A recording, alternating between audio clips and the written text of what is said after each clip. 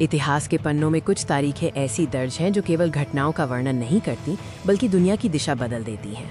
261 ईसा पूर्व में लड़ा गया कलिंग युद्ध भी एक ऐसी ही ऐतिहासिक घटना है। यह एक ऐसा निर्णायक मोड़ था जिसने न केवल एक शक्तिशाली सम्राट के जीवन को हमेशा के लिए बदल दिया बल्कि भारत और दुनिया के इतिहास पर भी अमिट छाप छोड़ी। कलिंग युद्ध का ऐतिहासिक महत्व केवल इसकी विशालता में नहीं है बल्कि इसके बाद हुए नैतिक और आध्यात्मिक परिवर्तन में निहित है। ये युद्ध क्यों लड़ा गया और इसका क्या परिणाम हुआ, आइए जानते हैं। सम्राट अशोक भारतीय इतिहास के सबसे महान शासकों में से एक उस समय मौर्य साम्राज्य के सिंहासन पर विराजमान थे। उनका साम्राज्य विशाल था लेकिन एक महत्वपूर्ण क्षेत्र अभी भी उनकी पकड़ से बाहर था, कलिंग। सम्राट अशोक अपने दादा चंद्रगुप्त मौर्य द्वारा स्थापित विशाल साम्राज्य का विस्तार करना चाहते थे। कलिंग को जीतना उनकी महत्वाकांक्षा का अंतिम चरण था। कलिंग, वर्तमान ओडिशा, एक समृद्ध और स्वतंत्र राज्य था। ये अपने समुद्री व्यापार और सैन्य शक्ति के लिए जाना जाता था। कलिंग के लोग अपनी स्वतंत्रता को किसी भी कीमत पर बनाए रखने के लिए दृढ़ थे। कलिंग की समृद्धि और रणनीतिक महत्व ने अशोक को इसे अपने अधीन करने के लिए प्रेरित किया।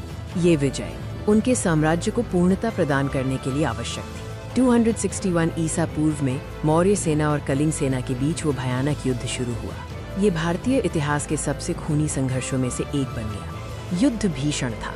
तलवारों की गूंज, हाथियों का चिंघाड़ना और सैनिकों के चीत्कार से रणभूमि गूंज उठी। दोनों तरफ से भयंकर विनाश हुआ। कलिंग युद्ध के परिणाम स्वरूप लगभग 1 लाख लोग मारे गए और 1.5 लाख से अधिक लोग बंदी बना लिए गए या घायल हुए। यह क्षति अभूतपूर्व थी। कहा जाता है कि इस विनाशकारी युद्ध के बाद पास की दया नदी का पानी खून से लाल हो गया था, जो युद्ध की भयावहता का प्रतीक बन गया। जब अशोक ने स्वयं युद्ध भूमि का दौरा किया तो उन्होंने जो देखा उससे उनका हृदय विचलित हो गया। हर जगह खून, लाशें और रोते बिलखते लोग थे। जीत के इस भयानक मूल्य को देखकर सम्राट अशोक का अहंकार टूट गया। उन्हें अपनी विजय खोखली और अर्थहीन लगी। इस व्यापक विनाश ने अशोक को गहरे पश्चाताप और आत्म परीक्षण की ओर धकेल दिया। उन्होंने महसूस किया कि सच्ची विजय तलवार से नहीं बल्कि धर्म और शांति से प्राप्त होती है। कलिंग युद्ध के बाद अशोक ने युद्ध की नीति को हमेशा के लिए त्याग दिया। इस भयानक दिन ने एक क्रूर विजेता को एक शांतिप्रिय भिक्षु में बदल दिया। अशोक ने भेरी घोष यानी युद्ध के नगाड़े की ध्वनि को धम्म घोष यानी धर्म और शांति की घोषणा में बदल दिया। उन्होंने बौद्ध धर्म अपना लिया और इसके सिद्धांतों को न केवल भारत में बल्कि दुनिया के अन्य हिस्सों में भी फैलाया। अशोक ने अपनी प्रजा के नैतिक उत्थान के लिए धम्म की नीति लागू की। कलिंग युद्ध का प्रभाव भारत की सीमाओं तक सीमित नहीं रहा। अशोक के माध्यम से बौद्ध धर्म एक विश्व धर्म बन गया, जिसने एशिया की संस्कृति और इतिहास को गहराई से प्रभावित किया।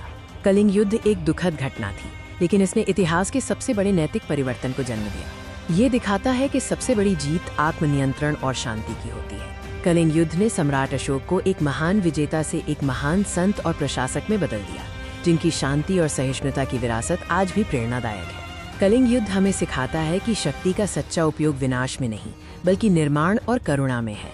इस यात्रा को याद रखें और शांति के मार्ग पर चलें।